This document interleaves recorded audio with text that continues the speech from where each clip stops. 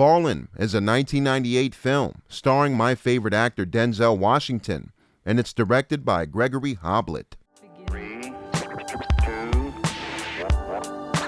1. Denzel plays a suave cop named John Hobbs who connects the dots between a string of murders that are happening in New York.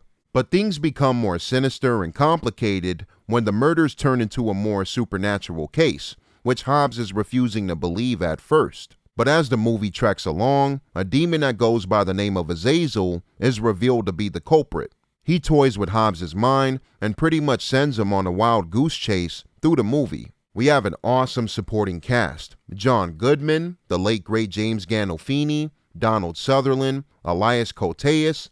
There's not one bad or lazy performance in this film. Hobbs eventually meets up with a lady named Greta, played by Embeth Davidtz, who I recognize from Matilda, Schindler's List, and the 13 Ghosts remake. She warns him at first to stay away from the investigation and the demon Azazel overall. They're standoffish at first when Hobbs is questioning her, but she eventually decides to help him out when the murders start to escalate.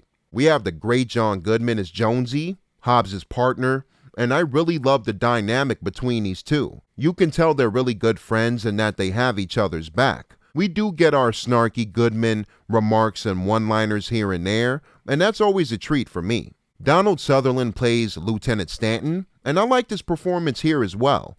At first, he's on John's side and considers him to be a good guy, but when John is eventually framed for one of the crimes, Stanton ultimately looks at Hobbs as a suspect. Elias Koteas puts in a terrifying performance as a prisoner named Edgar Reese, who becomes possessed by Azazel in the film's first half. Koteas is absolutely memorable here as Reese, and dare I say, he puts in a rather underrated turn for the screen time that he has. Robert Joy, who I know as Charlie in Land of the Dead, also plays a creep who becomes possessed and eventually one of the killers. And James Gandolfini shows up playing one of the cops on the force who gives Hobbs a tough time here and there. It's always great to see Gandolfini on screen. Rest in peace. As someone who's personally into supernatural phenomena, and as someone who believes in ghosts or spirits, and I know you could call me crazy, but it's a personal belief, I thought the possession sequences in here were effective. It was pretty chilling for me to watch how fast Azazel could possess a person with a simple touch. One of my favorite scenes in the film is when John finally understands who or what he's after. We see the demon mocking and toying with John as it travels from person to person, delivering the same message. Very creepy and well done in my opinion.